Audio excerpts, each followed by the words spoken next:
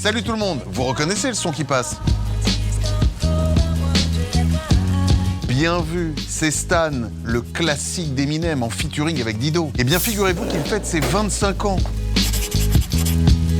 Stan, une chanson qui raconte la vie fictive et tragique d'un fan obsédé par Eminem. Sauf que, sous ses airs de ballade dark pour ados, Stan est devenu l'hymne d'une communauté qui aujourd'hui bouleverse toute l'industrie de la musique, les superfans. Alors comment les Stans sont-ils passés de fans gênants, voire complètement flippants, à cible numéro 1 des maisons de disques? Retour en l'an 2000. À l'époque, Eminem n'est pas encore l'une des plus grandes stars du rap américain qui a vendu 220 millions d'albums, remporté 15 Grammy et un Oscar pour Lose Yourself, la chanson culte du film 8 Mile.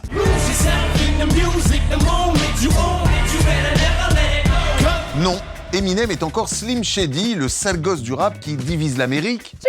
Slim Shady. Un personnage clivant que le rappeur aimerait bien faire évoluer. Et pour ça, il va enregistrer une chanson plus posée que d'habitude. Cette chanson, c'est Stan. Elle sort le 9 décembre 2000 et devient direct un carton planétaire qui se classe parmi les 500 plus grandes chansons de tous les temps, selon le magazine Rolling Stones.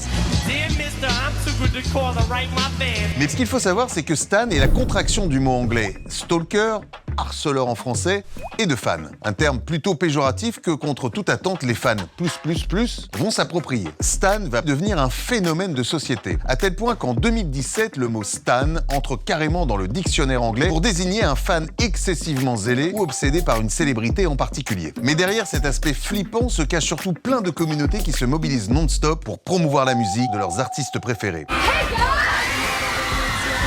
Des super fans qui dépensent bien plus que les fans classiques. Ils s'appellent les Bardi Gang pour Cardi B, la Team Drizzy pour Drake ou encore les Ragers pour Travis Scott. Et aujourd'hui, ils représentent un marché aux retombées estimées à plus de 4 milliards de dollars. Spotify a même lancé son club de fans, des plateformes de mise en contact direct entre les artistes et les fans se multiplient. Ces super fans sont devenus les moteurs économiques de toute une industrie.